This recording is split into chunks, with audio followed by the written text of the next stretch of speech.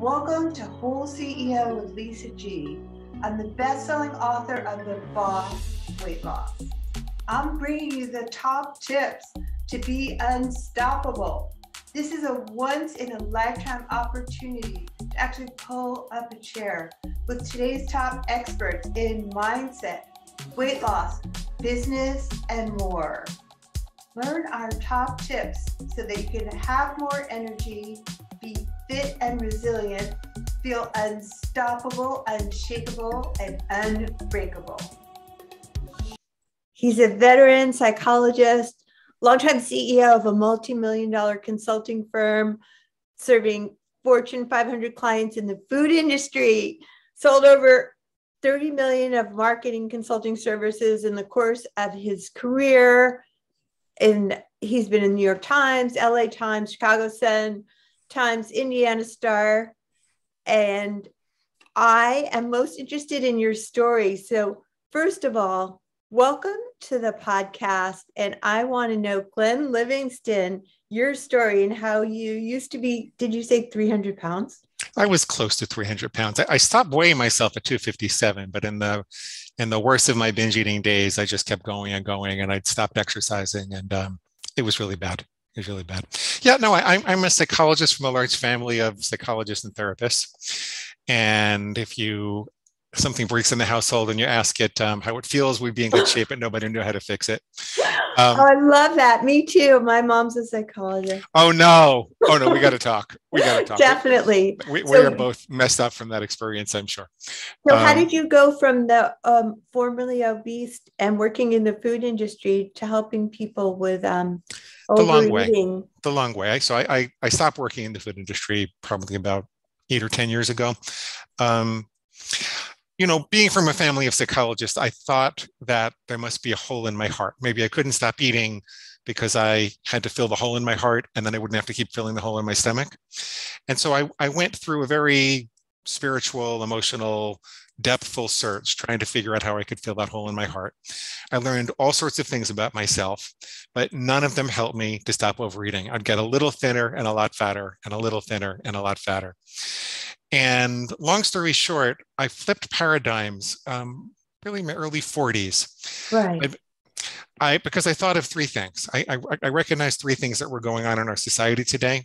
And they were all external forces that had nothing to do with my mama not loving me enough, or being in a bad marriage, or being lonely, or whatever it was.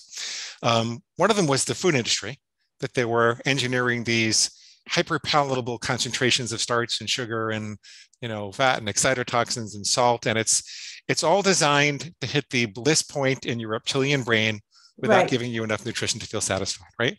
And yeah, you want more. It was designed to make you addicted, right? It's designed to make you addicted. There are actually certain ways that it's designed to disable your hungry and full meters. It's I don't want to say it's evil because the market kind of wants it. But I feel a little bit like the Marlboro Man later in his life when he became contrite and felt like he was just doing the wrong thing. So I'm trying to make up for it.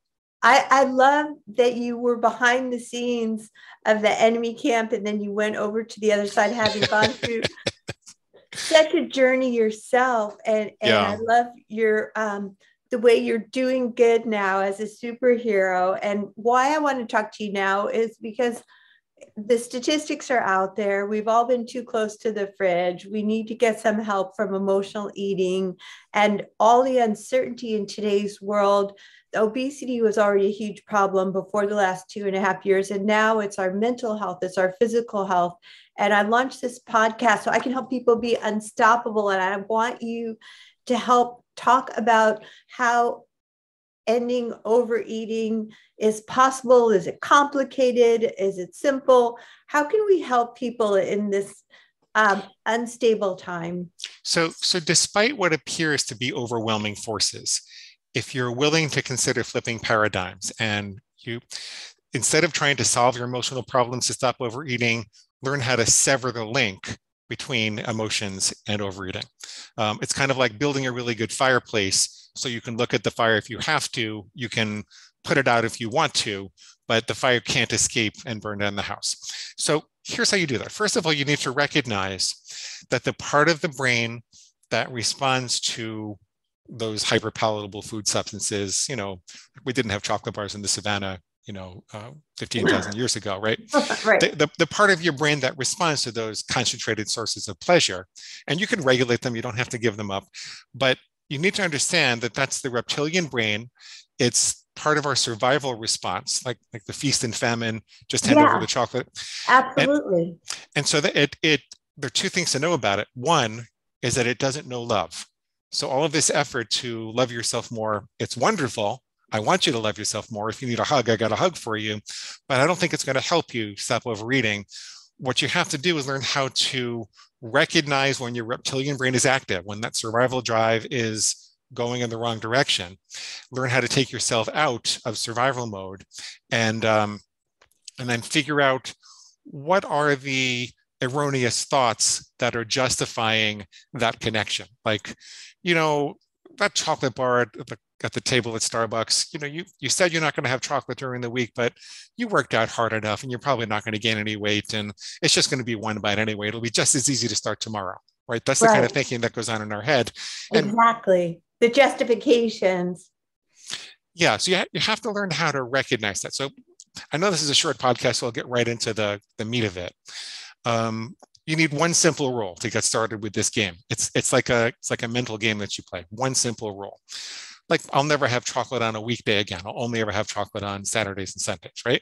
Yeah, the black and white thinking. Well, see, our culture says that we shouldn't think in black and white about food, that there are no good foods or bad foods, and you should just eat well 90% of the time and indulge yourself 10% of the time. Right. But there's a big problem with that. Okay. The problem with that is that nobody tells you how to decide what's the 90% and what's the 10%.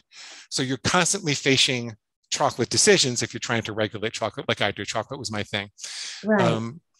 And every food decision that you make wears down your willpower. Right. So in the absence of having a really clear line that defines what's healthy and unhealthy for you, you're forcing yourself into a situation where you always have to be mindful and use your judgment. And there's only so much mindfulness to go around. There's only so much judgment to go around. There's only so much willpower to go around. It's kind of like gas in the tank, and it's a really good thing to use when you can. Yeah, but when you get triggered, what's the answer? So you need a hard and fast rule so you know when you're being triggered. Okay, then you're triggered. Now what you want to do is say, okay, my lizard brain is active for some reason. I need to slow down. I need to take myself out of emergency response mode and put myself into my upper brain. The sympathetic nervous system gets you all revved up for action. The parasympathetic nervous system slows you down and says it's time to rest and digest. You need to be able to switch nervous systems. The first thing you do is you take a 7-11 breath. I learned this from Laurie Havin. If you breathe out for longer than you breathe in for a count of 7 and out for a count of 11. I'm not going to do it now because it takes a little while. You're signaling your brain that there's no emergency. Because if you think about it, if you were being chased by a hungry bear, you'd be right? Right. That helps, though. It's that breathing that really helps. So if you can breathe in for a count of 7 and out for a count of 11, you're signaling your brain there's no emergency. This is a time when I can rest and digest. And you start to disable that emergency response system and start to access your rational brain again. You start to be able to work in your neocortex, which is the seat of reason and logic. But there's no time to think like that when a hungry bear is chasing you. That's the first thing you do. Breathe. Breathe. 7-11, breathe. Yeah. Second thing you do is ask yourself, what is my lizard brain telling me that's suggesting it's okay to break the rule that I made for myself? And I just went over a whole bunch of possible justifications you could have. Let's just take one of them. It'll be just as easy for you to start tomorrow. Come on, you worked out hard enough. Well, then you want to ask yourself, what's wrong with this justification? Usually there's a half a truth and a bigger lie. So the half truth is, I probably could start tomorrow. But the lie is, it's probably not going to be one bite. The lie is also, it won't be just as easy to start tomorrow, because if I have a craving and I reinforce it today, it's going to be stronger tomorrow. You always need to use the present moment to be healthy. If you're in a hole, you have to stop digging. So it's not going to be just as easy to start tomorrow. So now you've kind of taken that grease chute and you've poured sandpaper on it. Now you take another breath and you ask yourself, what do I really need? A lot of times people get these urgent cravings because they haven't fully nutrified themselves, because they didn't get enough sleep, because they're overwhelmed with input and decisions and their willpower is worn down. Sometimes they need to step out for, 5 minutes and just take a breath and not answer their cell phone or, talk to anybody or decide anything. Sometimes they need healthy food. One of the ways that I got myself to control chocolate was to recognize that I wanted a banana kale smoothie when I usually wanted chocolate. And it wouldn't be quite as pleasurable. I didn't quote, get high with food the way I would get high with chocolate. But on the other hand, it really scratched the itch. And before I knew it, I was craving kale banana smoothies instead of the chocolate. And those are the basics of what you can do. You either feed yourself or give yourself the break, or at minimum, if you don't have time, the other part I left out, if you do this in writing, it's better than if you do it in your head, because writing is subject to the limitations of our short-term memory. And we believe that writing is an upper brain activity. So it takes you also into your rational brain and disables that emergency response system. So that's a very, very, very briefly encapsulated technique to get you to stop throwing out your best laid plans on Monday afternoon when you read a diet book on the weekend. Okay, so you got to be in touch with your feelings of what you're feeling when you're having this craving, and you got to get into your breathing and journaling. And how do we create, is that correct? Well, you do. You don't have to solve your feelings. Yeah. Here's an interesting thing about what people think about emotional eating. People think that they feel stressed, and so they're eating to quote unquote numb themselves out. Right. And so I kind of joke with them. I say, well, did you ever go to the dentist? And he said, I'm out of Novocaine. Is it okay if I inject you with a bagel? I love that analogy. So there's something more going on than just numbing out, right? It's more like we're seeking a concentrated source of pleasure to escape the current situation. And it's true that the nervous system can't quite conduct the emotions when the digestive system is overloaded. So there is an anesthetic effect. But what's also true is that if you feel anxious and then you eat something, you're training your body to produce more anxiety. Anxiety has... Interesting. See, anxiety has physiological correlates, like, for example, higher blood pressure. And we know from animal studies that if you take animals who are exhibiting higher blood pressure and you give them a food reward the moment they have higher blood pressure, that group of animals will have consistently higher blood pressure than a group of animals that has not been rewarded for having higher blood pressure. So we think that you're probably creating the problem that you think that you're solving. So it's not a one-way relationship. It's not a one-way relationship. Yeah. That is so interesting that you're making the anxiety worse by the emotional eating. So let me ask you another question. How can we create a real food plan? Because I love the way you mentioned that if you're having the kale and banana smoothie, that you're starting to crave that after a while because that's your sweet thing and sweets are your thing. So any more tips for our audience that we're all struggling with anxiety and uncertainty and stress these days? How can we create a real food plan? Any suggestions there? A big suggestion, which is to separate the need to get control from the need to lose weight. But part of what perpetuates overeating is this feast and famine roller coaster. We live in a diet culture. Yes. We live in an industry which says you're going to lose 30 pounds in 30 days. And yes. Most likely we believe that type of restriction, people are not just addicted to overeating, they're also addicted to the restriction. And if you think about it, in our evolution, if we went through a period where food was scarce, as soon as we found it, we'd have to hoard it, right? Right. And so you're teaching your body that you live in a feast and famine environment. No wonder you feel like someone's putting a gun to your head and say, no, have more, no, have more, no, have more. So you want to get control of that reaction first by flooding your body with nutrition at a slight caloric deficit if you want to lose weight. I'm not a physician or a dietitian, but I've worked with thousands of binge eaters. Flood your body with nutrition at a slight caloric deficit. Look, try to lose about a pound a week at most. Yeah. And you start this whole thing with one simple rule. So one simple rule could be, I'll never go back for seconds, or I'll always put my fork down between bites, or I won't eat in front of a screen again, or I'll only have pretzels at Major League Baseball parks. Just take a breath and ask yourself, what's the one thing that I could do, that I could and would do? It's not a tremendous burden. It's not going to be hard to stick to, but it would make a big difference. And everybody can come up with something. Sometimes it's, I'm not going to eat after 8 o'clock at night. Whatever it is, one simple rule, and then start to play this crazy game where you ask yourself, what's my lizard brain saying to try to talk me out of this rule? And it will try to talk you out of it. Then go through the procedure that we talked about when that happens. If you make a mistake, get up and aim at the bullseye again. Ask yourself, in what direction and by how much did you miss the bullseye? And what adjustments do you need to make? Collect evidence of success rather than evidence of failure. So ask yourself, how did I manage to have 5 cupcakes instead of 15? Or, gee, I ate a whole pizza, but I didn't eat the box. What did you do right? What did you do right? I love that, because we are so negative and hard on ourselves in this painful up and down roller coaster weight loss journey in our diet culture. So what did we do right? I love that. But because, Lisa, if you ask yourself what you did wrong, you're going to train your mind to look for what you're doing wrong, and you'll develop a failure identity. If you ask yourself what you did right, you're going to train yourself to look for evidence of success, and you'll develop a success identity, and that moves people forward. I love, there's so many golden nuggets in this conversation. I know it's a short podcast, but just to recap, I love the part about what you did right and the 7-11 breathing. And it's so easy to remember based on 7-11.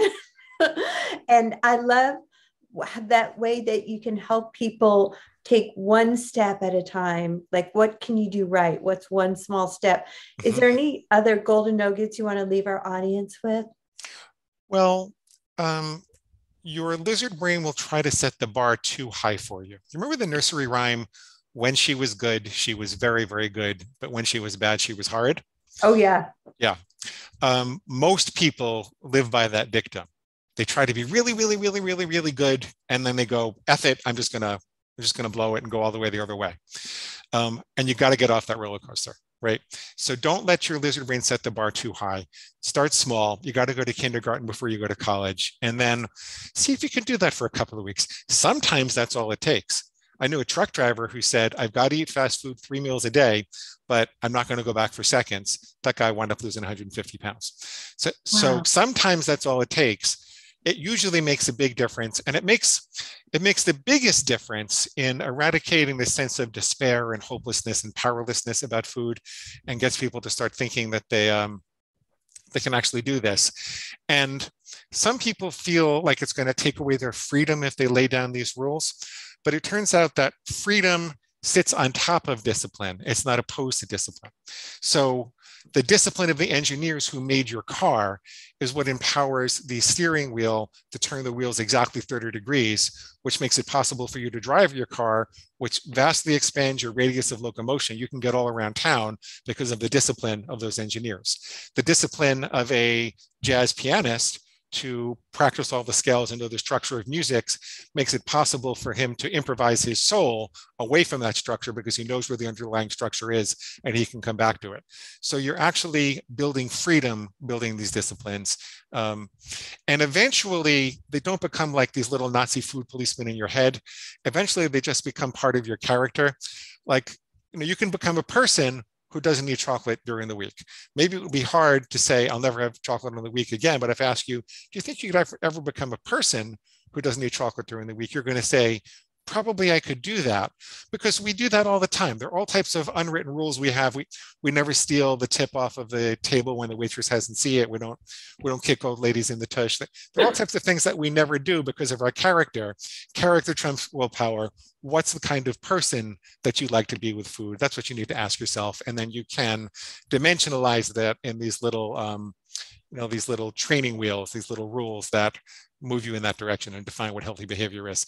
If you don't do that, you're making yourself vulnerable to big food and big advertising and a lot of the mythology that's in our culture. It's very powerful, but it turns out there's a fairly simple solution. Just requires a little work up front. Well, Glenn Livingston, I love the power of discipline myself. I love your steps. Where can people find more about you? I'd love to give you a free copy of the book in Kindle, Nook, or PDF format. You can get that at neverbingeagain.com if you click the big red button. And when you do, I will give you a set of food plan starter templates. We'll just show you a whole bunch of sample rules adjusted to different dietary philosophies. I'll also give you a recorded set of coaching sessions so that you can hear how this works in practice. I know we're talking about a lot of principles in a very quick period of time. So neverbingeagain.com, click the big red button and sign up for the reader bonus list. Thanks, Glenn, for being a guest on Whole CEO with Lisa G. Thank you, Lisa. It was great. Thanks for coming to Whole CEO with Lisa G. After over 20 years helping people lose weight and get fit, I'm so excited to announce that I found the missing link with my coaching. Message me if you want to learn how to look better, feel better, and go faster with a master. Lisa G at lisagfit.com.